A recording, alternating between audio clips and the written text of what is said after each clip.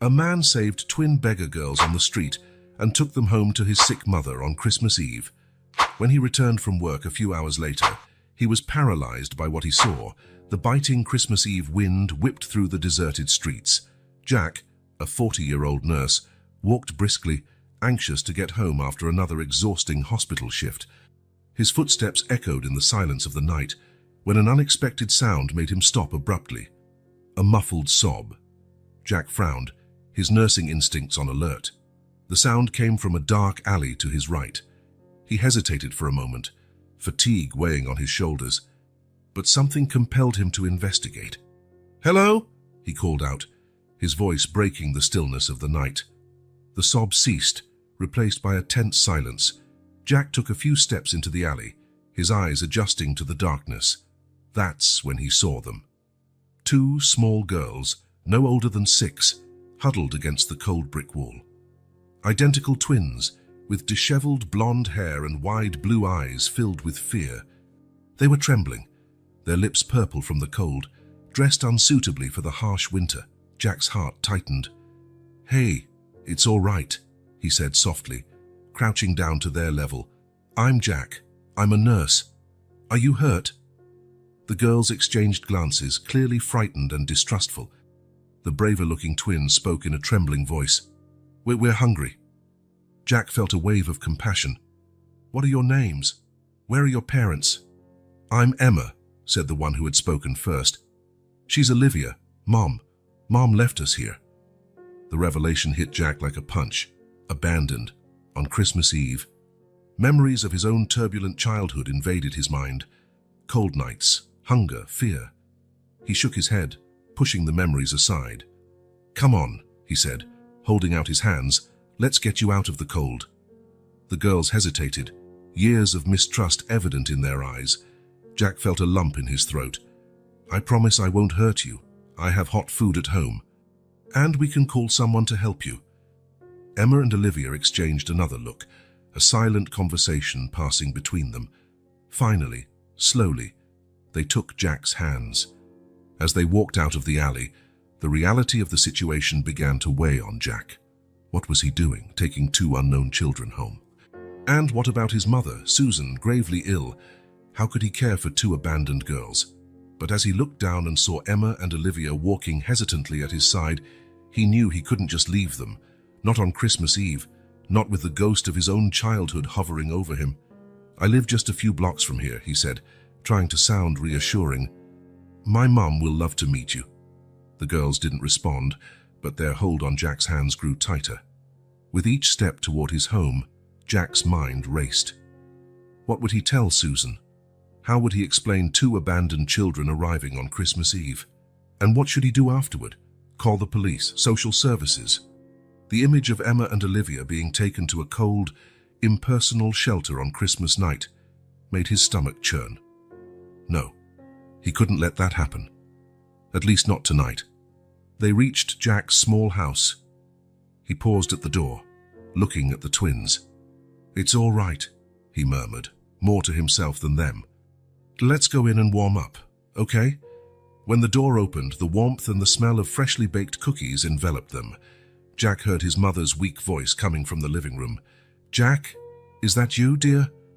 He took a deep breath, holding the girl's hands firmly. This was the moment of truth. Whatever happened next, Jack knew his life was about to change forever. "Yes, Mom," he answered, voice slightly trembling. "And I brought some company for Christmas." The silence following Jack's statement was deafening. He guided Emma and Olivia inside, their hesitant footsteps echoing through the quiet house. As they entered the living room, lit by the soft glow of the Christmas tree, Jack saw his mother, Susan, seated in her favorite armchair. Susan's eyes widened at the sight of the 2 shivering girls beside her son. "Jack, what?" "Mom," Jack began, his voice a mix of nerves and determination. "This is Emma and Olivia. I found them abandoned on the street." Susan gasped, her face pale from illness, twisting in shock and compassion. Despite her weakness, she leaned forward, extending her arms toward the twins. "Oh, you poor things," Susan murmured, voice choked with emotion. Come here, dears, you must be freezing. Emma and Olivia looked to Jack for reassurance. He nodded gently, and they approached Susan, cautious. I'll get something warm for them to eat, Jack said, heading to the kitchen. While heating soup, he could hear his mother's soft voice chatting with the twins. Returning with 2 steaming bowls, Jack found a surprising scene. Susan had wrapped the girls in a soft blanket, and they were snuggled beside her in the armchair. Her face, usually marked by pain and exhaustion, now glowed with a vitality he hadn't seen in months. Here we go, said Jack, handing the bowls to the girls. They began to eat hungrily, as if they hadn't seen food in days. Jack, Susan called quietly, beckoning him closer. What happened? How did you find them? He briefly explained the encounter in the alley, speaking softly so as not to frighten the twins. Susan listened intently, tears welling in her eyes. Poor angels, she whispered. Jack, we can't send them away, not tonight. Jack nodded, feeling both relief and apprehension. I know, Mom, but what next? I have to return to the hospital for the night shift. And you? Susan waved a dismissive hand. I'll be fine. These girls need us, Jack. Just then, Emma, the more talkative twin, looked up from her nearly empty bowl. Thank you for the food, she said timidly. We haven't eaten something so good in a long time. Jack's heart constricted. Could you tell me what happened? Where's your mum? Olivia, who had been silent until then, spoke with a trembling voice. Mum left us in the alley. She said she'd be right back, but she always says that, Emma added, her voice carrying a maturity beyond her years. Sometimes she disappears for days. She drinks a lot.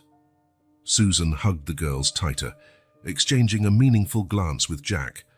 He knew all too well the effects of alcoholism on a family. You're safe now, Susan murmured, stroking the twins' hair.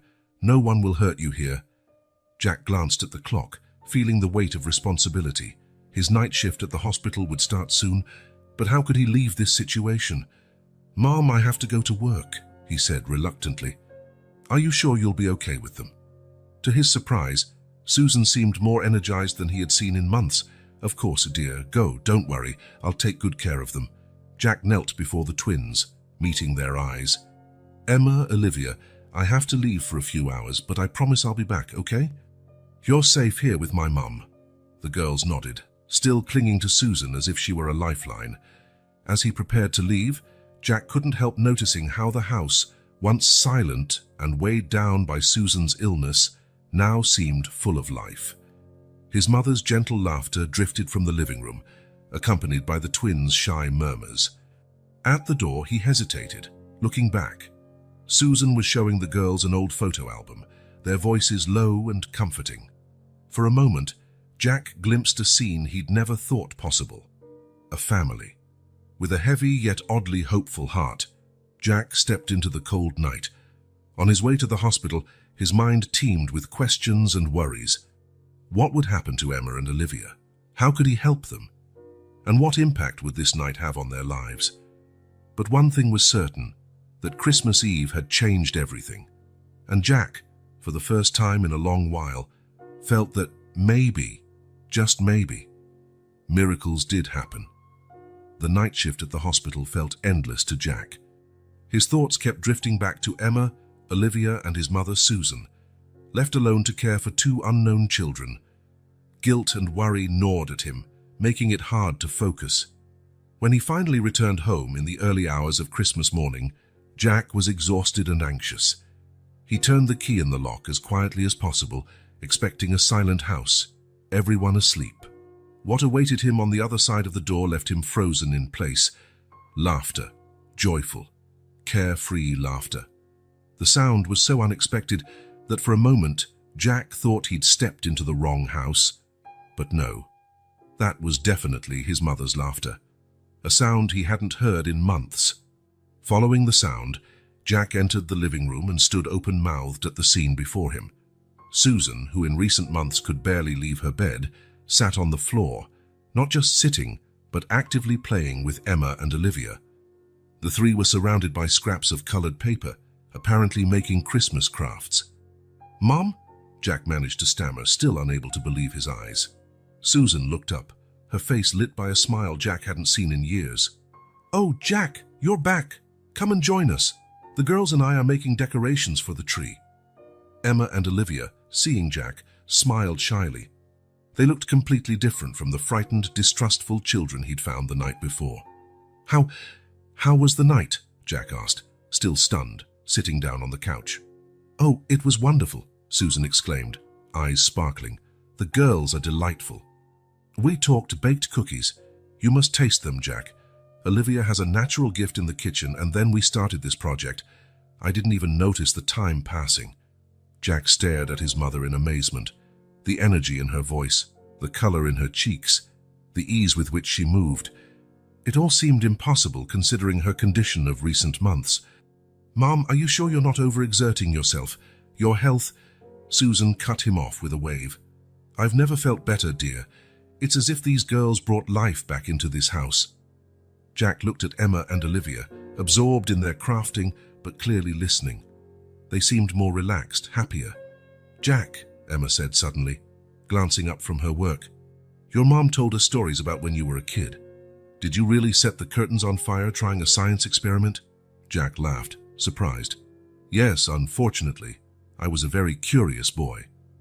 "Like us," Olivia exclaimed, opening up for the first time. "We love science. At school, before all this, we were the best in class at science." Jack's heart clenched at the thought of what they must have gone through. Yet here they were, smiling and creating happy memories in his living room. As hours passed, Jack was drawn into their activities. He helped hang the handmade decorations on the tree, tasted the delicious cookies, and even joined an improvised game of charades. During a quiet moment, while the twins were distracted with a puzzle, Susan pulled Jack aside. "Jack," she said, voice low and intense, "I know what you're thinking. And yes, I agree. We can't just send them away." Jack sighed, running a hand through his hair. "Mom, I want to help them, I really do, but how? We barely get by with your medical expenses and—" "Listen," Susan interrupted, holding his hands. "Since these girls arrived, I feel different, stronger, like I have a purpose again, Jack. They need us. And I think we need them too." Jack looked at Emma and Olivia, engrossed in their puzzle, quietly chatting. He thought of how this house, once silent and worried, now brimmed with laughter and life. "But what about the legal side?" he asked, concern evident. "We can't just keep them. There are laws, procedures." Susan nodded understandingly. "I know, dear. But let's start by giving them love, a home, stability. The rest we'll figure out later." Jack closed his eyes, letting the reality sink in. When he opened them again, his decision was made. "Okay," he said softly. "Let's try. Let's give them the best Christmas possible, and then we'll see what we can do." Susan's smile lit up her whole face. "Oh, Jack. You've always had such a big heart. These girls are lucky to have you." Just then, Emma called from across the room. "Jack, Susan, come see. We finished the puzzle." As they rejoined the twins, Jack felt a wave of emotion wash over him. He didn't know what the future held, but he knew his life had changed irrevocably this Christmas Eve. Looking at Emma and Olivia, their faces glowing with pride at completing the puzzle, Jack made a silent promise. He would do everything in his power to ensure they never again felt abandoned or unloved. The rest of Christmas Day passed in a blur of activities, laughter and tender moments. Jack watched, amazed, as his mother, once so weak, now moved with renewed vigor, always smiling. That night, as he helped the twins settle into the guest room, Jack felt a lump in his throat. Emma hugged him tightly, whispering a thank you that carried the weight of all the cold, fearful nights they had endured. Lying in bed, Jack reflected on the astonishing events of the last 24 hours. He knew the coming challenges would be huge, legal, financial, and emotional. But hearing the girls' muffled giggles from the next room and recalling the new light in his mother's eyes, Jack knew he had made the right choice. Somehow on that chilly Christmas Eve, he had saved not only 2 little girls but his own family as well. With that comforting thought, Jack finally fell asleep, dreaming of the possibilities the future now offered. One thing was certain: Life in the Thompson household would never be the same again. The days following Christmas were a whirlwind of emotions and activities for Jack. While trying to maintain his hospital routine, his mind constantly returned to Emma, Olivia, and the mysteries of their past. One cold afternoon, taking advantage of a day off, Jack decided to start investigating. Sitting at his computer, he hesitated before typing "abandoned twin girls" into the search bar. The results were discouraging. Dozens of similar cases, many unsolved. Determined, he refined his search, adding details the girls had shared: approximate age, physical description, the area where they were found. Then, a local newspaper article caught his eye. "Alcoholic mother loses custody of twin daughters," read a headline from 3 months ago. Jack felt a chill as he read the details. The description matched Emma and Olivia perfectly. The article described a tragic story of neglect. The mother, identified only as LM, had a long history of alcohol abuse. Neighbors reported shouting, crying, and on one occasion, the girls were found wandering alone late at night. Jack closed his eyes, feeling anger and compassion. How could anyone treat children this way? Yet he knew alcoholism was a cruel disease that destroyed families. "Jack?" Susan's voice pulled him from his thoughts. She stood in the office doorway, leaning on her cane but with a spark in her eyes he hadn't seen in years. "The girls are asking for you. We're about to start a board game." Jack smiled, trying to mask his worry. "I'm coming, Mom. Just finishing something here." Susan approached, looking over Jack's shoulder at the computer screen. Her face tightened at the sight of the article. "Oh, Jack, so that's it?" He nodded gravely. "It seems so." "Mom, what are we doing? These girls have a story, a family. No matter how dysfunctional, we can't just abandon them again," Susan said firmly. "Jack, you've seen how happy they are here, how safe they feel. This isn't a coincidence. Maybe it's fate." Jack was about to argue when the doorbell rang. Trading a worried look with his mother, he went to answer it. On the doorstep stood a middle-aged woman with a serious expression and a clipboard in hand. "Good afternoon," she said. "I'm Sarah Jenkins from Child Protective Services. I'm here to talk about Emma and Olivia Thompson." Jack's heart raced. How did they know? Trying to stay calm, he invited Sarah inside. In the living room, Emma and Olivia sat on the floor, surrounded by board game pieces. At the sight of the stranger, their expressions shifted instantly from joy to fear. "Hello, girls," Sarah said gently. "Don't worry, I just want to talk to you for a bit." Jack felt a knot in his stomach. "Sarah, can we speak privately for a moment?" In the kitchen, Jack quickly explained how he had found the twins. Sarah listened attentively, her face composed and professional. "Mr. Thompson," she said when he finished, "I understand your good intentions, but what you did was highly irregular. These children should have been reported to the authorities immediately." "I know," Jack admitted, running a hand through his hair. "But it was Christmas Eve, and they were so scared. I couldn't just leave them out there." Sarah sighed.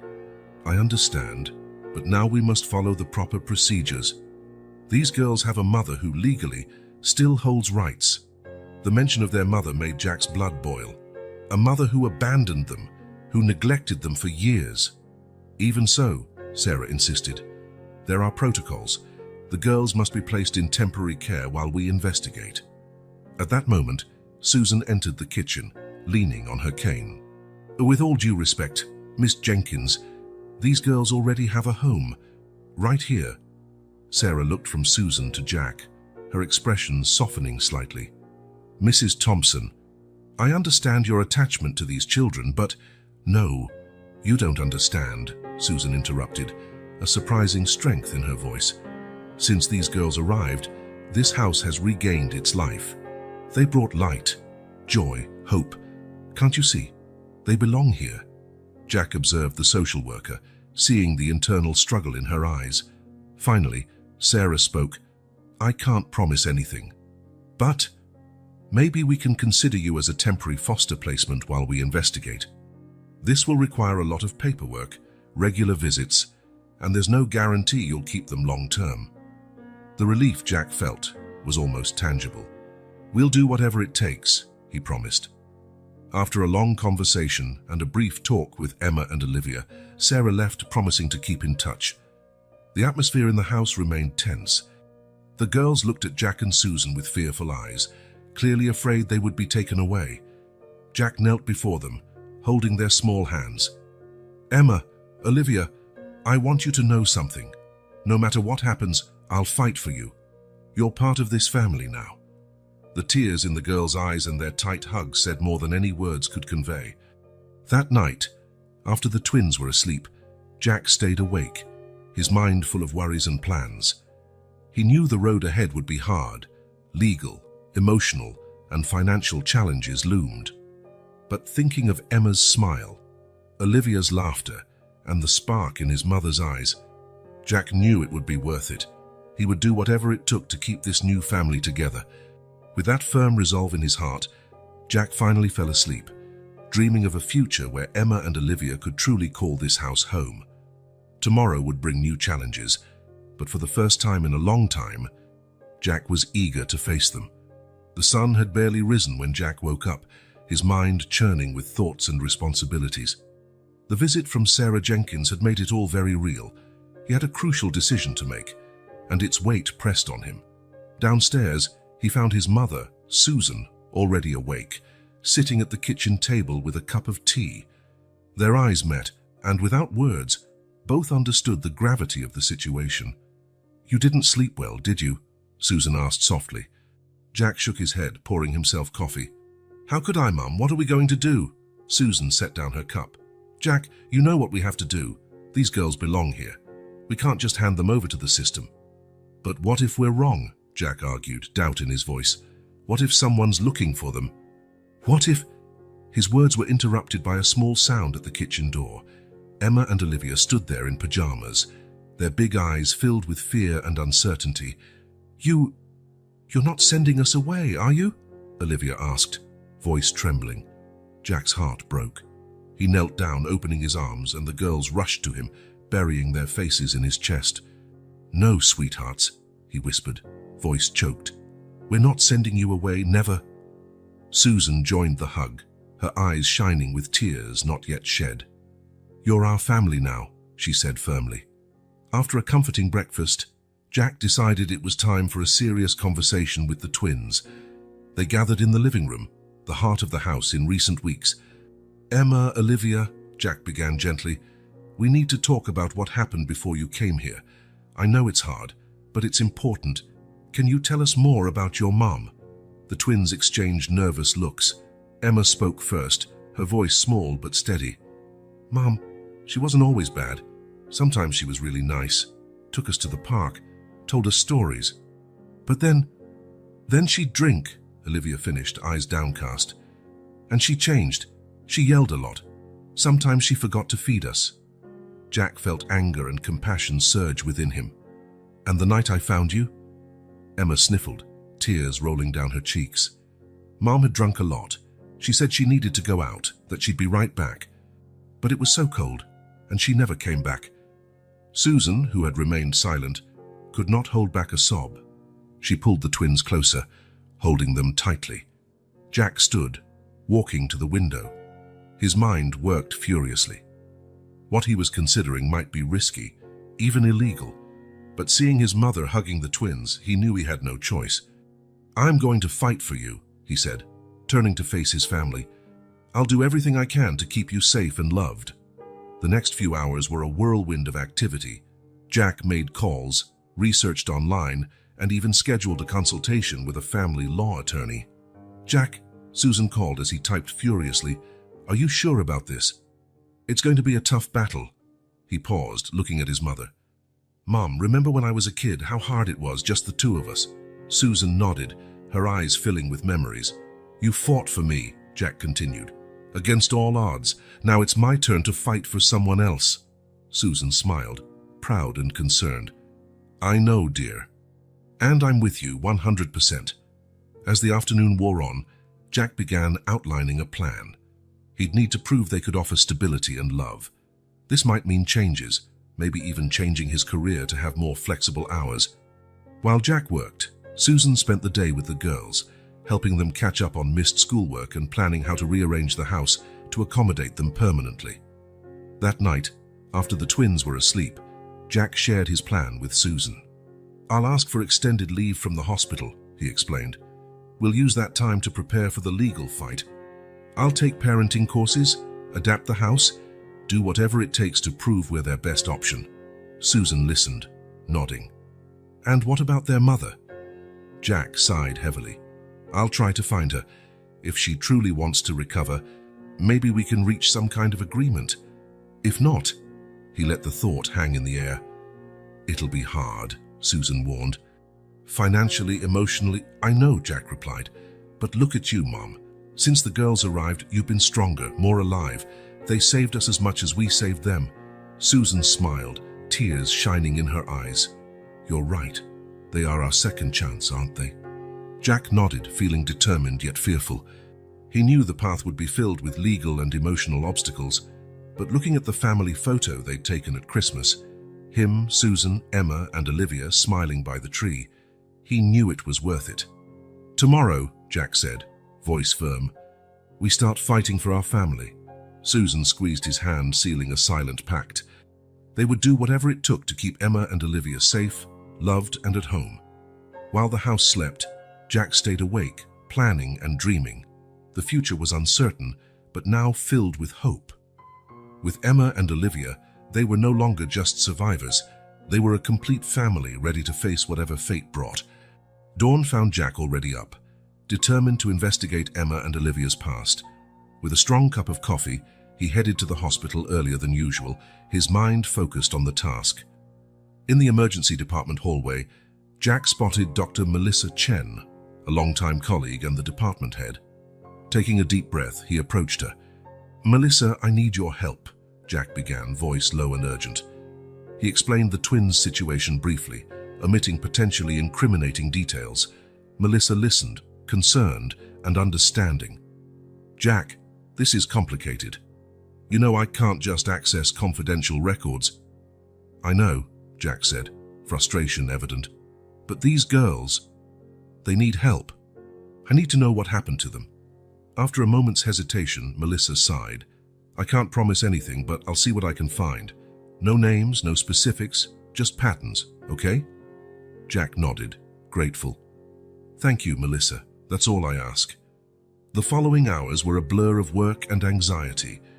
While treating patients, Jack's mind kept returning to Emma and Olivia and the secrets of their past. Late in his shift, Melissa called him to her office, her face grave. "Jack, I found something, and it's not pretty." She slid a file across the desk. "Over the last 3 years, we've treated twin girls multiple times. Always the same pattern: mild malnutrition, unexplained bruises, sometimes cigarette burns." Jack's stomach churned. He flipped through the anonymous medical reports with trembling hands. "The mother?" he asked, voice hoarse.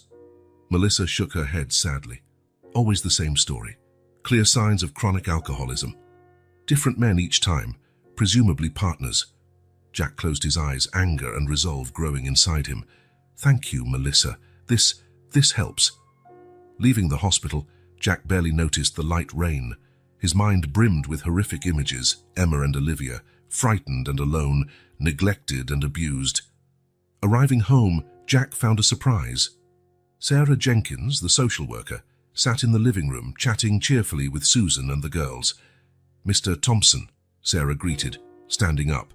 "I hope you don't mind my unannounced visit. I felt we needed to talk." Jack nodded, hiding his apprehension. "Of course, Sarah. We can talk in the office." Once alone, Sarah got straight to the point. "Jack, I've done some digging too.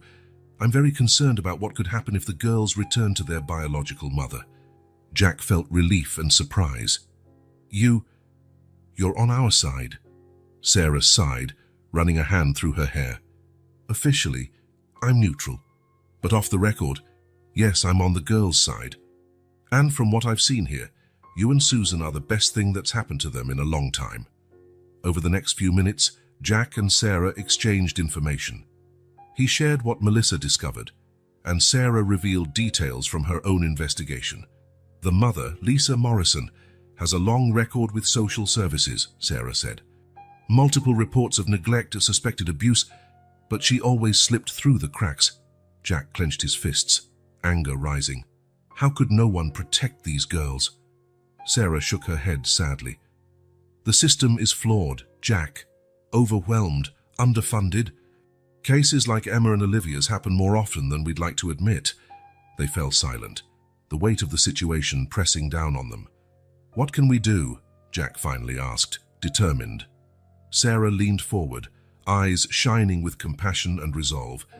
We need to build a solid case, prove that you and Susan can offer a stable, loving home. Most importantly, show that returning to their mother would harm them. Jack nodded, already thinking of possibilities. And Lisa? Will she fight for custody? That's the problem, Sarah said. Right now, we don't know where she is. She disappeared after abandoning the girls. For the next hour, Jack and Sarah strategized and discussed next steps. When they finished, Jack felt both exhausted and energized. In the living room, Emma and Olivia worked on a puzzle, while Susan watched with a gentle smile. The domestic scene was so ordinary that Jack's heart ached. These girls deserved this. Stability, love, security. After Sarah left, promising close contact, Jack joined his family. The twins eyed him with curiosity and apprehension. Is everything all right? Olivia asked timidly. Jack smiled, sitting on the floor beside them. Yes, sweetheart. Actually, I'd like to talk with both of you about something important. Emma and Olivia exchanged nervous glances but drew closer to Jack. Remember when I asked about your mom? Jack began softly. The girls nodded. I've been trying to learn more about what happened to you so I can help. You talked to Mum? Emma asked, her voice trembling slightly. Jack shook his head. No, not yet, but I've discovered some things about your past. Things that must have been very hard and scary. Tears welled in the twins' eyes. Jack's heart twisted. I want you to know, he said, voice thick with emotion. None of what happened was your fault. You're amazing, strong, and brave. I promise I'll do everything I can so you never have to go through that again. Olivia was the first to throw herself into Jack's arms, Emma following quickly. They cried silently, releasing years of fear and pain into the safety of his embrace. Susan, who had watched quietly, joined the hug, wrapping all of them in her arms. At that moment, holding the girls and feeling Susan's support, Jack knew he was doing the right thing. The path ahead would be tough, filled with legal and emotional battles and the specter of their painful past. Later that night, after the twins had gone to bed, Jack sat with Susan and told her everything he'd discovered. My God, Susan whispered, tears streaming down her face. Those poor children. How could anyone? Jack took his mother's hand. I know. But now they have us, and we'll do everything we can to give them the future they deserve. Susan nodded, determination shining in her eyes. Yes, we will. These girls are ours now, Jack, and no one will take them away. As the night wore on, Jack stayed awake, mind racing with plans and worries. He knew the coming days would be challenging, legal battles, emotional complexities, and possibly confronting the girls' dark past. But listening to Emma and Olivia's soft breathing through the wall and recalling the light in Susan's eyes, Jack was more determined than ever to secure their future. With that comforting resolve, Jack finally drifted off, dreaming of better days for his new family. Evening had fallen over the Thompson home, the long shadows stretching across the floor. Jack sat in his office, a stack of documents before him. Photos, medical records, school reports, pieces of Emma and Olivia's lives he'd gathered in recent weeks. His eyes fell on a particularly haunting photograph. The twins, about 4 years old, shy smiles on their faces at some school event, balloons in the background. Jack noticed faint bruises on their arms, barely concealed. Closing his eyes, Jack imagined the girls' painful past, images forming vividly in his mind. Emma crouching in a kitchen corner, holding Olivia tight. The sound of breaking glass, drunken screams echoing. Where are you, you worthless brats? Their mother's slurred voice cutting through the silence. Shh, Emma whispered to Olivia, feeling her sister's silent sobs. "It's okay. She'll pass out soon." More crashing sounds, more curses. The twins, only 5, knew the routine. Wait, stay quiet, survive. Hours later, silence. Emma dared to emerge. Lisa, their mother, lay passed out on the couch, an empty bottle on the floor. Carefully, they covered her with a blanket. "Good night, Mommy," Olivia murmured, voice a mix of fear and unmet love. Jack opened his eyes, hot tears running down his cheeks. He could almost feel Emma and Olivia's fear and vulnerability. Wiping his face, he looked at another document, a social worker's report. His eyes widened at the name, Lisa Morrison. "It can't be," Jack muttered, heart pounding. Memories of his own youth flooded his mind. Lisa Morrison, the rebellious girl from high school. Beautiful, charismatic, but troubled. Everyone sensed it, but no one dared speak it. Jack remembered one particular night, a graduation party decades ago.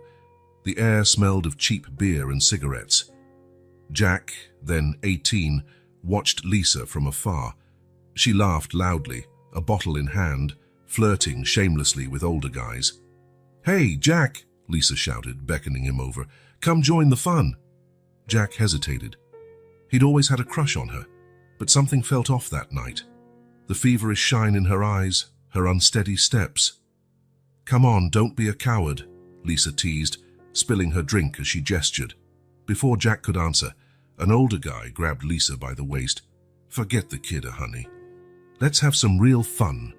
Jack watched, frozen, as Lisa was led away, laughing hysterically. Something inside him screamed to intervene, but fear paralyzed him. The next morning, rumors spread. Lisa had been found unconscious in a field, signs of abuse evident. Jack never forgave himself for doing nothing that night. Returning to the present, Jack felt nausea rise. Lisa Morrison, Emma and Olivia's mother, the girl he failed to help years ago. "Jack," Susan's voice pulled him back. She stood at the office door, worry on her face. "Are you all right? You look pale." Jack took a deep breath, steadying himself. "Mom, do you remember Lisa Morrison?" Susan's face paled. "Lisa? From your high school?" "Oh, Jack, don't tell me." He nodded gravely. "It's her, Emma and Olivia's mother." Susan sank into a chair, hand trembling over her mouth. "Oh my God, that poor girl. I always wondered what happened to her after that terrible night." Jack looked at his mother, surprised. "You knew about that night?" Susan nodded sadly. "Jack, I never told you, but I knew you were fascinated by Lisa back then. After that night when you were so shaken, I decided we needed to move, to give you a fresh start."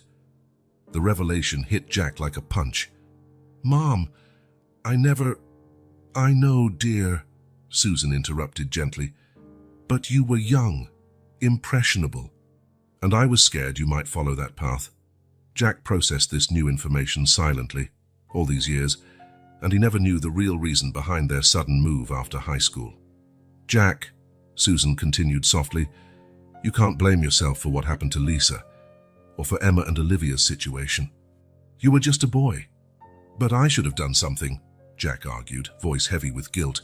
"If I had stepped in, maybe things would be different for Lisa, for the girls." Susan approached, placing a comforting hand on his shoulder. "We can't change the past, dear, but we can make a difference now. And that's what you're doing for Emma and Olivia." Her words offered some comfort, but Jack still felt tormented. What if he wasn't good enough for the twins? What if he failed them as he failed Lisa? Reading his mind, Susan said, "Jack, look at me. You're not that 18-year-old boy anymore. You've grown into a compassionate, strong man. Emma and Olivia are lucky to have you." At that moment, a muffled cry came from the girls' room. Jack and Susan exchanged alarmed looks and rushed upstairs. Emma sat up in bed, tears streaking her face, Olivia holding her tight, trying to calm her. "Nightmare," Olivia explained softly as Jack and Susan entered the room. Jack approached carefully, sitting on the edge of the bed. "It's okay, Emma, you're safe here." Emma looked at him, eyes full of fear and confusion. I dreamed about Mom. She was yelling, breaking things. I miss her, but I'm also scared. Is that wrong? Jack's heart broke. He pulled Emma into a hug, feeling Olivia join in. No, sweetheart, it's not wrong. Your feelings are complicated, and that's okay. Susan joined them, wrapping them all in her arms. You are loved here, she said gently. No matter what happens, you always have a home with us. As he comforted the twins, Jack felt a swirl of emotions, guilt for the past, Maya's fear of the future, and overwhelming love for these two girls who had unexpectedly entered his life. Hours later, with Emma and Olivia asleep again, Jack returned to his office. Staring at the scattered documents, he made a decision. Picking up his phone, he dialed a number he had memorized in recent weeks. Sarah, it's Jack Thompson. Sorry to call so late, but I think I've discovered something important about the girls' past and my own. Explaining the situation to Sarah, Jack felt a weight lifting. He couldn't change what happened with Lisa or the girls' past, but he could ensure a better future. Perhaps by saving Emma and Olivia, he could also find redemption for his past inaction. When he finally hung up, the sun was rising, bathing the world in gold. A new day full of challenges and hope. Jack looked at a recent photo of Emma and Olivia, smiling between him and Susan. No matter what the future held, he would protect them, even if it meant facing his own ghosts. With that firm resolution, Jack allowed himself to rest, knowing the true battle was just beginning. The shrill ring of the phone cut through the morning silence, startling Jack awake in his office chair. He had dozed off among papers and photos. Shaking off sleep, he answered, Jack, it's Sarah. We have a problem. The social worker's voice was tense, urgent. Sleep vanished instantly. What happened? Lisa Morrison. She showed up at my office this morning, demanding to know where her daughters are. Jack, she's sober, and she has a lawyer. The world seemed to slow down. How did she find out? I'm not sure, but she's determined. She wants the girls back, and legally she still has rights. Jack's panic rose. What do we do now? Gather Susan and the girls. I'll be there in an hour. We need a plan. Hanging up, Jack ran to wake Susan and the twins. In minutes, they sat in the living room, faces anxious. Emma spoke first, voice trembling. It's about Mom, isn't it? Jack nodded gravely, sitting between them. Yes, sweetheart. Your mother wants to see you. Olivia clung to Jack's hand, eyes wide. Do we have to go with her? Not if I can help it, Jack replied firmly, pulling them closer. You're part of this family now. We'll fight for you. Susan, who had been silent, finally asked, Jack, what can we do legally? Before he could answer, the doorbell rang. Sarah entered, carrying a thick folder. The following minutes were a flurry of information and strategy. Sarah explained the legal situation, options, and possible outcomes. The fact is, Sarah concluded, Lisa has a strong argument. She's the biological mother, sober now, and never officially lost her rights. Jack felt his heart sink. But what about the history of abuse, neglect? Sarah sighed. The system often favors family reunification. We have to prove beyond doubt that returning to Lisa would endanger the girls. They spent hours drafting a plan. They'd compile all medical records, neighbor testimonies, and school reports. Anything to show Lisa's pattern of neglect. While the adults discussed, Emma and Olivia huddled on the couch, pale with fear. Suddenly, the screech of tires outside made everyone freeze. Jack rushed to the window, heart pounding at the sight of an unfamiliar car parking out front. It's her, he whispered. Tension filled the house as the doorbell rang. Jack exchanged a glance with Sarah before opening. Lisa Morrison stood on the porch, an older, worn version of the girl he remembered. Her eyes, once vibrant, now revealed years of struggle, yet determination burned in them. Where are my daughters, Jack? She demanded, voice rough. Jack blocked the entrance, body tense. Lisa, not like this. There are legal procedures. To hell with that, Lisa shouted, trying to push past Jack. They're my daughters. You have no right. I have every right to protect them, Jack retorted, raising his voice. Where were you when they were hungry, cold, and scared? Lisa recoiled as if slapped. For a moment, Jack saw shame flicker in her eyes, quickly replaced by anger. "You know nothing about me, about our life," she hissed. "I'm sober now. I can care for my daughters." "Mommy." Emma's small voice made both adults turn. The twins stood in the living room doorway, eyes wide with fear and confusion. Susan was behind them, a protective hand on each shoulder. Lisa gasped, tears shining in her eyes. "My girls, oh, how I've missed you." She took a step forward, but Jack blocked her path. "Not like this, Lisa. Not this way." For a tense moment, Jack feared Lisa might try to force her way in. But then her shoulders sagged, and she stepped back. "Fine," she said, voice trembling. "But this isn't over, Jack. I'll get my daughters back, even if it's the last thing I do." With a final anguished look at Emma and Olivia, Lisa returned to her car. Jack closed the door, feeling drained. He turned to see the twins running toward him, tears streaming. "You're not sending us back, right?" Olivia sobbed, clinging to his shirt. Jack knelt, hugging them both fiercely. "Never," he vowed. "You're our family now. We'll fight for you, no matter what." Sarah, who had observed silently, finally spoke. "This complicates things. Lisa is clearly determined. We need to move fast." In the following days, the Thompson home became a hive of legal activity. Jack took extended leave from the hospital, dedicating himself to building a case. Susan, despite her health, found renewed strength, caring for the girls and helping with paperwork when possible. Emma and Olivia swung between moments of joy with their new family and bouts of fear and confusion. Nightmares became frequent, and both girls often woke crying for Jack or Susan. A week after Lisa's visit, Sarah arrived with somber news. "Lisa filed a formal custody claim," Sarah said, voice heavy. "We have a preliminary hearing next week." Jack felt the weight of the world on his shoulders. "What are our chances?" Sarah hesitated.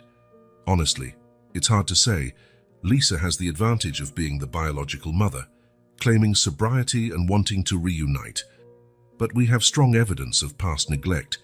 That night, after the girls were asleep, Jack found Susan in the kitchen, silent tears on her cheeks. "Mom," he called softly. Susan turned, trying to hide her tears. "Oh, Jack, I just can't bear the thought of losing these girls. They brought so much life and joy." Jack hugged his mother, feeling his own tears threaten. "I know, Mom, I know, but we won't give up, not for a second."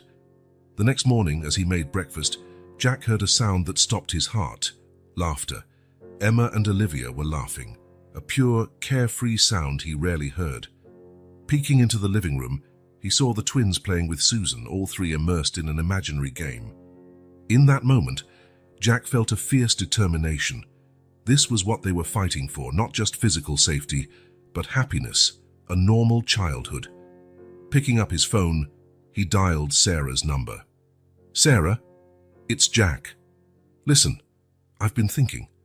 What if we try a different approach? Instead of fighting Lisa, what if we work with her?" Silence on the other end. "What do you mean, Jack?" "What if we offer shared custody?" Jack suggested. "Lisa could have supervised visits while continuing her treatment. I know it's a long shot." "Actually," Sarah interrupted, hope in her voice, "that might work. If Lisa agrees, it could be the best outcome. The court often prefers family reunification when safe." They discussed details, and Jack felt a spark of hope. It would still be challenging, but maybe there was a compromise that served everyone. Watching Emma and Olivia play, Jack knew he had to try. They deserved a stable home, but also the chance to know their mother, if she could truly recover. The legal battle was just beginning, but for the first time in days, Jack felt they had a real chance. The county courthouse was packed on that Monday morning. Jack adjusted his tie nervously as he, Susan, and the girls entered the imposing courtroom. Tension and anticipation hung in the air. Sarah met them at the entrance. "Remember," she whispered, "stay calm no matter what happens. We're here for the girls." Jack nodded, throat dry. He saw Lisa enter from the other side, accompanied by her lawyer. She looked different, tidier, more composed, but tense. "All rise," announced the bailiff. "Court is in session, Judge Eleanor Hawkins presiding." Judge Hawkins, a middle-aged woman with keen eyes, took her seat. "We're here for the custody case of Emma and Olivia Morrison. Mr. Thompson, you're petitioning for custody, correct?" "Yes, Your Honor," Jack replied, voice steady. "Ms. Morrison, you contest this request." Lisa stood. "Yes, ma'am. They're my daughters. I made mistakes, Max, but I'm sober now. I can take care of them." The judge nodded. "Very well. Let's hear the evidence." The hours that followed were an emotional roller coaster. Jack's lawyer presented a detailed timeline, backed by medical reports and school records, painting a childhood of neglect and fear. Dr. Melissa Chen testified first. Over 3 years, Emma and Olivia visited the ER multiple times. Malnutrition, unexplained bruises, even cigarette burns. Lisa sobbed, face in her hands. A former neighbor spoke. "We heard screams almost every night. Sometimes the girls were in the hallway, frightened." Lisa's defense countered with certificates from rehab, AA sponsors, and proof of sobriety. "My client is committed to recovery. She deserves a chance to be a mother again." The most tense moment came when Dr. Rachel Foster, a child psychologist, took the stand. "Emma and Olivia show clear signs of trauma," she said. "They fear separation from each other and from Jack and Susan Thompson. Mentioning their biological mother triggers acute anxiety." Dr. Foster paused, looking at the judge. "Removing them from their stable environment would be deeply harmful." A murmur rippled through the courtroom. Jack felt relief mixed with guilt at Lisa's stricken face. During a recess, Jack noticed whispering groups in the corridors. Some supported him. Others argued Lisa deserved a second chance. "Jack," a familiar voice called. It was Tom, a colleague from the hospital. "We're rooting for you. Those girls deserve a stable home." Before Jack could respond, a woman approached, disapproving. "How can you keep children from their own mother? She's trying to improve." Sarah quickly guided Jack away from the confrontation. Back in the courtroom, Judge Hawkins interviewed Emma and Olivia privately. Minutes felt like hours for Jack and Lisa. When the twins returned, eyes red, a calm resolve showed on their faces. The judge followed, expression grave. "I've heard all the evidence," Judge Hawkins began. "This is complex and emotional. No easy decision exists." Jack felt Susan squeeze his hand. Across the room, Lisa held her breath. "Emma and Olivia clearly wish to remain with the Thompsons," the judge continued. "But I acknowledge Ms. Morrison's efforts to rehabilitate." She paused, scanning both parties. "My decision. Primary custody goes to Jack and Susan Thompson, with supervised visitation rights for Lisa Morrison, potentially expanding over time if sobriety and stability continue." A collective sigh filled the room. Jack felt such relief he almost buckled. Susan wept quietly. Lisa looked torn between relief and sorrow. "Can I see them?" she asked, voice trembling. The judge nodded. "Yes, Ms. Morrison. The arrangement ensures the girl's well-being and gives you a path to rebuild your relationship." As the hearing ended, Jack found himself face-to-face with Lisa in the corridor. "Jack," she said softly, "take good care of them. And thank you for not shutting me out completely." He nodded, emotions swirling. "They deserve every chance at happiness, including having you in their lives when you're ready." Exiting the courthouse with Emma and Olivia, a small crowd awaited, offering support. Neighbors, colleagues, even teachers had come. "We're so happy for you. Those girls are lucky." Voices overlapped in a chorus of encouragement. Emma looked up at Jack, tears shining. "Can we go home now?" Jack's heart brimmed with love. "Yes, sweetheart, let's go home." As they walked to the car, Jack reflected on the journey. What began as a kind act on a cold Christmas Eve had grown into something bigger. They were a family, not by blood, but by love. The path ahead still held challenges. Adjustments, therapy, Lisa's visits. But Susan's radiant smile and the twins' excited chatter reassured him. Under the golden-pink sunset, Jack felt peace. This wasn't the end of the story, but the start of a new chapter filled with hope and infinite possibilities. The courthouse was tense that morning, everyone anxious for the final hearing to confirm their custody arrangement. Jack, Susan, Lisa, and the twins waited quietly. Judge Hawkins entered, stern and calm. "Before we proceed, I'd like to hear from Ms. Morrison. Lisa, please tell us about your relationship with your daughters and your current situation." Lisa stood, hands trembling, and looked at her lawyer, who nodded encouragingly. I love my daughters," she began, voice faltering. "I made terrible mistakes, hurt them deeply." Silence fell as Lisa continued, voice gaining strength. "Alcoholism is a terrible disease. It robs you of dignity, judgment, the ability to love properly. I wasn't the mother Emma and Olivia deserved." Tears rolled down Lisa's cheeks, but she didn't wipe them away.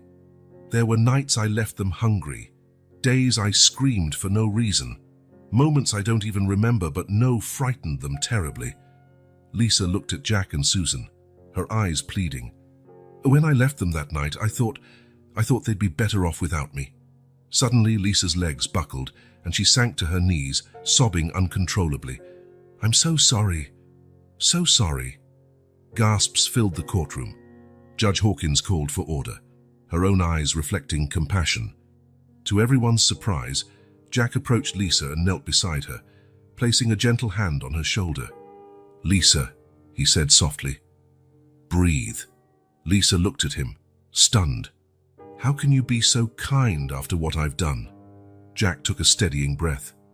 "Because I understand the struggle. And I know that deep down you love Emma and Olivia as much as we do." Susan stepped forward, voice trembling but calm. "Lisa, I have a story to share." The courtroom, usually a place of formalities, became a space of vulnerability and connection. Susan began, "Years ago, I also struggled with addiction. Not alcohol, but pills. After Jack's father died, I was lost. Some days I couldn't even get out of bed, leaving Jack, just a boy, to fend for himself." Jack looked at his mother, surprised. He knew her struggles, but never heard her speak so openly. "What saved me," Susan continued, "was Jack's unconditional love and the support of those who refused to give up on me." "Lisa, you don't have to walk this path alone." Lisa stared at Susan, shocked and hopeful. You overcame it." Susan nodded, smiling through tears. "Day by day, with help and love. And look at us now." Judge Hawkins, visibly moved, intervened. "I believe we are witnessing something extraordinary. Mr. Thompson, Mrs. Thompson, are you offering support to Ms. Morrison?" Jack got up slowly, helping Lisa to stand. "Your Honor, I think we all want the same thing. What's best for Emma and Olivia. Maybe this doesn't have to be a fight where one side loses everything." A murmur of surprise ran through the room. Jack continued, "What if instead of fighting each other, we work together? Lisa clearly loves her daughters and is committed to her recovery. We can find common ground." Judge Hawkins leaned forward, intrigued. "What exactly do you propose, Mr. Thompson?" Jack looked at Susan, who nodded encouragingly, then at Lisa, watching him with a mix of fear and hope. "I propose shared custody," Jack said firmly. "Emma and Olivia remain with us as their primary guardians, ensuring stability. But Lisa can have regular, supervised visits that can increase as she maintains her sobriety." Lisa gasped, tears fresh in her eyes. You do that?" Jack nodded. "With conditions, of course. Ongoing treatment, sobriety tests, therapy. It won't be easy, Lisa." "But if you're truly committed—" "I am," Lisa interrupted, her voice stronger. "I'll do anything for my daughters, anything to make it right." Judge Hawkins looked at both attorneys. "This is unusual, but not unprecedented. If all parties agree, we can draft an arrangement that meets everyone's needs, especially the children's." In the hours that followed, lawyers, social workers, and the family worked together to craft a detailed plan. When Emma and Olivia were brought back into the courtroom to hear the outcome, they looked surprised to see Lisa sitting beside Jack and Susan, all wearing determined, hopeful expressions. "Girls," Jack began softly, "we have something important to tell you." He explained the new arrangement. They would live with him and Susan, but Lisa would visit regularly, at first supervised, then gradually more freely if she kept improving. Emma and Olivia listened, exchanging glances. When he finished, there was a long silence. Finally, Olivia asked hesitantly.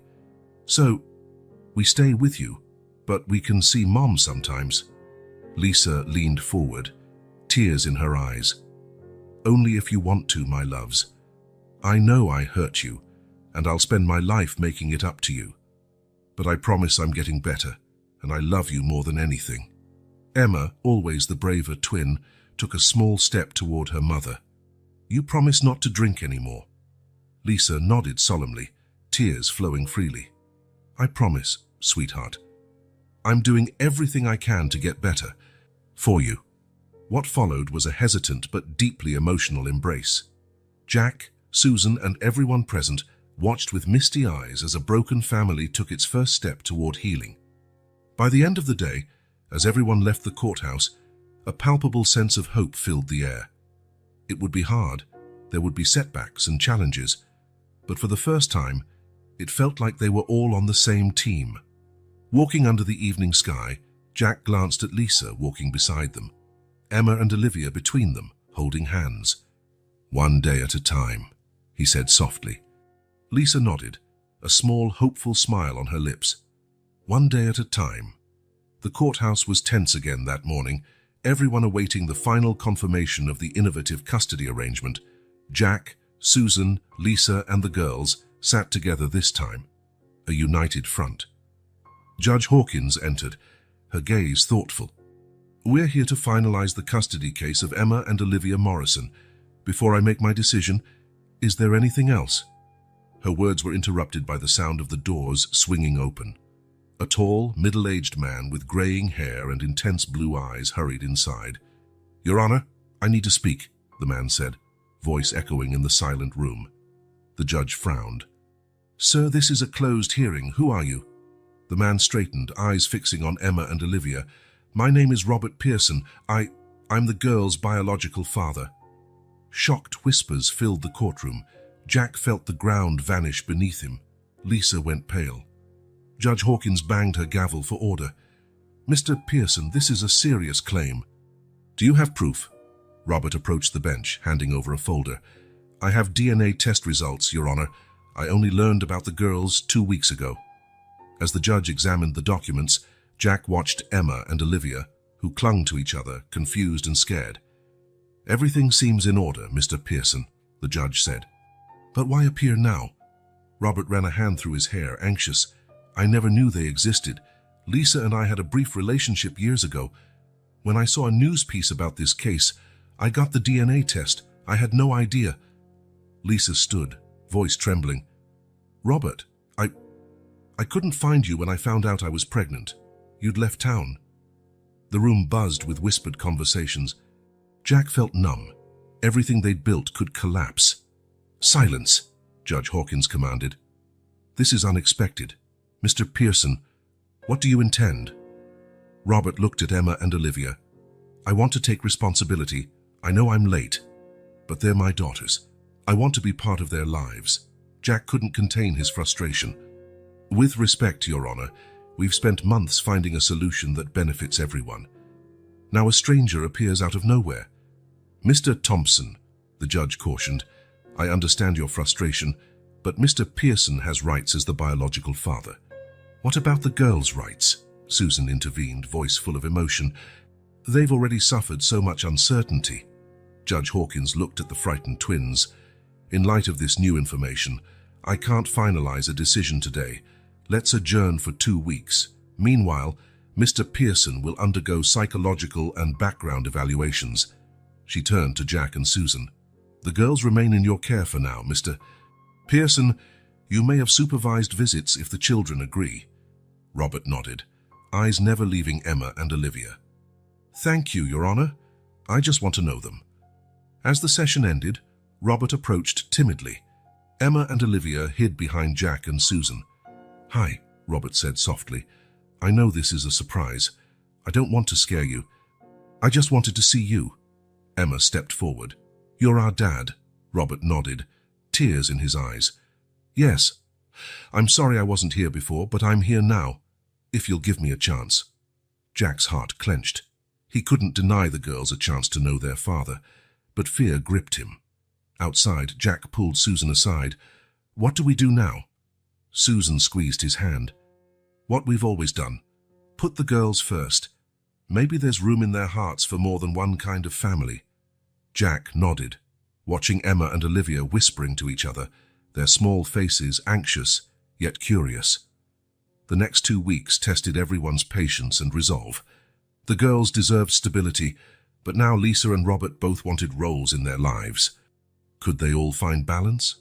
With a deep sigh, Jack prepared himself for another twist in their already complex journey.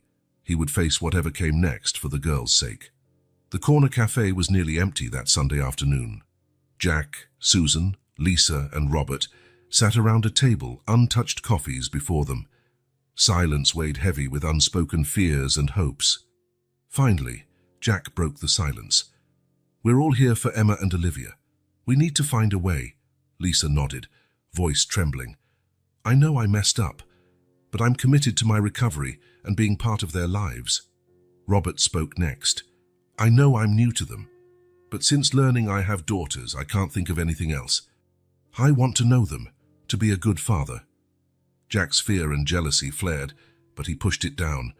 Robert, you must understand they've suffered a lot. They need stability most of all. I know, Robert said, voice heavy. I'm willing to go at their pace. I don't want to disrupt what you've built here. Susan, who had been quiet, leaned forward. What if we stop thinking in terms of us versus them and think about creating a bigger family? Everyone turned to her, surprised. I mean, Susan continued, voice gaining confidence, why not work together? Jack and I remain primary caregivers. Lisa keeps her visits, increasing as she maintains sobriety. Robert can be introduced slowly, with supervised visits at first. A contemplative silence followed. Lisa said slowly, This could work. The girls get stability and a chance to know all of us. Robert nodded, a small smile forming.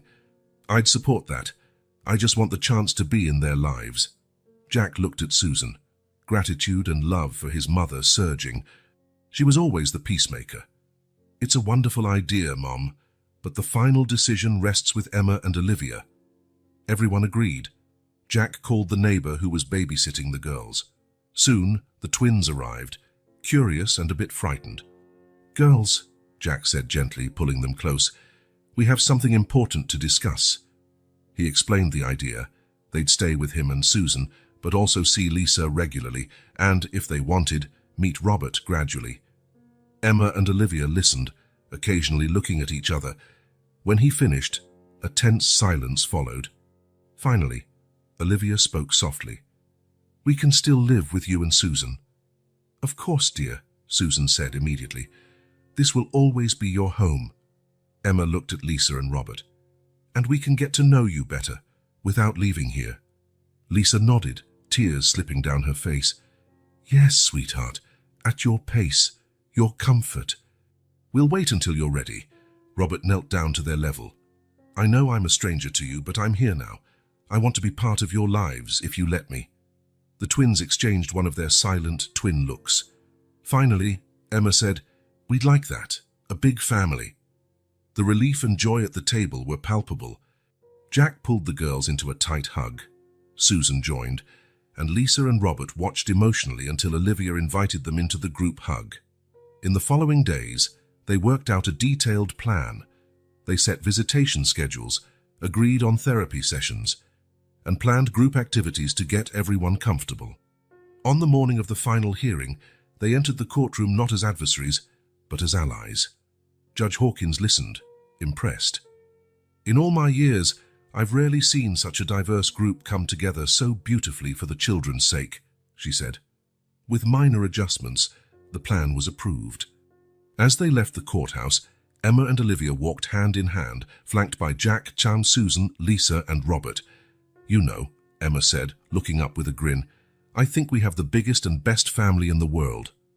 Jack's heart overflowed.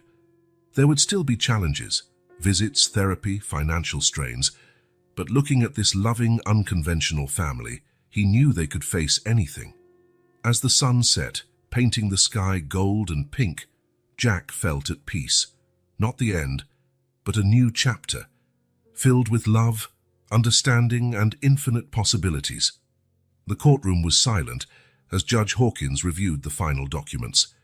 Jack, Susan, Lisa, Robert, Emma, and Olivia waited, hands intertwined. Finally, the judge looked up, smiling softly. In all my years, I've never seen such a remarkable display of cooperation. It's with great pleasure that I approve this shared custody arrangement. A collective sigh of relief filled the room. The judge continued, Jack and Susan Thompson will retain primary custody. Lisa Morrison and Robert Pearson have regular visitation rights, which may expand as circumstances improve. She turned to Lisa. Ms. Morrison, I trust you'll continue on your path of sobriety and stability. These children deserve the best version of you. Lisa nodded. Tears of gratitude. I won't disappoint you. The judge then addressed Robert. Mr. Pearson, your willingness to relocate and be present in their lives is commendable. Robert smiled, squeezing the twins' hands gently. I'm here for the long haul, Your Honor. With a final warm nod, Judge Hawkins banged the gavel. Case closed. I wish you all the best. In the following months, the new family dynamic blossomed. Lisa dedicated herself to her sobriety, supported by unexpected friendships. Robert rented an apartment nearby, becoming a loving, steady presence. Emma and Olivia thrived. Their grades improved, they made new friends, and for the first time felt truly safe and loved. A year later, on Christmas Eve, the Thompson home was filled with laughter and the smell of fresh cookies. Jack watched as Emma and Olivia helped Susan decorate the tree. Lisa, 1 year sober, knitted scarves, while Robert hung the star on top of the tree. Careful, Robert, Jack called, laughing. No ER trips tonight, Robert grinned, climbing down. I may not be young, but I'm steady. The girls tackled Robert in a hug. It's perfect, Dad, Emma exclaimed, eyes shining. Jack's heart twinged at the word Dad directed at Robert, but he knew love was not finite. The girls had room for all of them. Later, as everyone gathered around the table, Jack raised his glass. A year ago, I found 2 scared girls in an alley on Christmas Eve. I had no idea how that moment would change our lives. He looked at Emma and Olivia, smiling with pure love. You taught us what family means. It's not blood or legal documents. It's love, forgiveness, and showing up for each other no matter what. Lisa wiped away a tear. Thank you for not giving up on me, she said softly. This year of sobriety belongs to all of us. Robert raised his glass to second chances and new beginnings, and to this amazing, unconventional family we've built. Susan, eyes shining, added, and to many more Christmases filled with love and joy. As glasses clinked and everyone began to eat, laughter and warm conversation filled the home. Emma and Olivia, seated between Jack and Susan, exchanged a look of pure happiness. Later that night, as they gathered in the living room to watch a Christmas movie, Jack reflected on the incredible journey of the past year. There were struggles and doubts, moments he questioned if this patchwork family could work. But looking around now, Lisa sober and smiling, Robert fully integrated, Susan healthier than she'd been in years, and Emma and Olivia thriving, he knew they made the right choices. Snow began to fall gently outside, covering the world with a white, peaceful blanket. Jack smiled, remembering that cold Christmas Eve when it all began. He had saved 2 little girls, and in doing so saved himself and his family. As the movie ended and everyone prepared for bed, Jack pulled Emma and Olivia into a tight hug. Merry Christmas, my little ones, he whispered. Merry Christmas, Dad, they replied in unison, eyes filled with love and trust. In that moment, surrounded by his perfectly imperfect family, Jack understood the true meaning of Christmas and life itself. It was about love, redemption, and the human heart's capacity to grow and hold more love than ever imagined. He closed his eyes, gratitude flooding him. The future was uncertain, but now he faced it with hope, courage, and a family stronger than any bond forged by blood alone. Drifting off to sleep, Jack dreamed of all the possibilities and the bright tomorrows awaiting them. The Thompson household would never be the same again, and that was the greatest gift of all.